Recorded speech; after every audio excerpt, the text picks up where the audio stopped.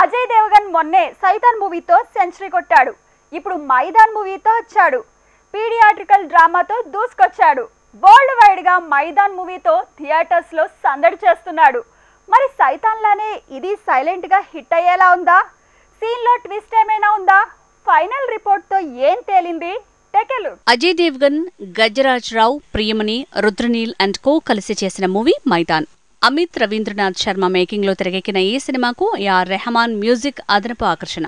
ఇలాంటి కాంబినేషన్ లో world wide గా థియేటర్స్ మీద దాడి చేసింది మైదాన్ మూవీ. మైదాన్ విషయానికి వస్తే ఇది football coach Syed Abdul Rahim biopic గా వచ్చింది.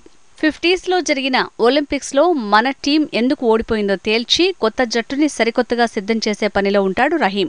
ఈ జర్నీలో తను భారత మేటి జట్టును ఎలా సిద్ధం చేశాడు, ఒలింపిక్స్ లో ఆ టీం ఎలా పర్ఫార్మ్ చేసింది అన్న కాన్సెప్ట్ తో తెరకెక్కింది మైదాన్ మూవీ. హైదరాబాద్ లో పుట్టి ఇండియన్ ఫుట్బాల్ టీం ని వరల్డ్ ప్లాట్ఫామ్ లో గొప్ప స్థాయికి తీసుకువెళ్లిన కోచ్ అబ్దుల్ రహీం.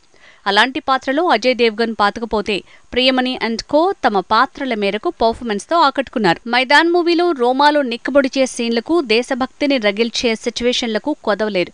బేసిక్ గా బయోపిక్స్ బోరింగ్ అంటారు. అలాంటి బోర్డమ్ లేకుండా ఎంటర్టైన్ చేయటంలో డైరెక్టర్ సక్సెస్ అయ్యాడు. రెహమాన్ మ్యూజిక్ ఈ సినిమాకు నిజంగానే మ్యాజిక్ చేసింది. ఎడిటింగ్, సినిమాటోగ్రఫీ, కాస్ట్యూమ్స్ మొత్తంగా పీరియాడిక్ కిక్నిచ్చాయి. ఓవరాల్ గా పాజిటివ్ టాక్ తోనే దూసుకువెళ్తోంది మైదాన్ మూవీ. ఈ లెక్కన సైతాన్, మైదాన్ అంటూ వరుసగా 2 హిట్లు అజయ్ దేవగన్ అకౌంట్లో పడినట్టే.